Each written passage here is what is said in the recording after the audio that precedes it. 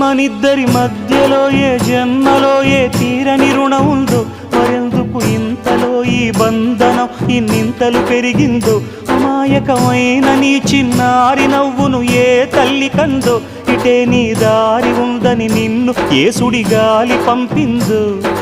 పాపం పుణ్యం దేవుడికెరుక, పేదకు దొరికిన బంగారు కణిక, పాలు వెన్నాలేవని అనక ప్రేమను తాగి పెరగవెసిలక.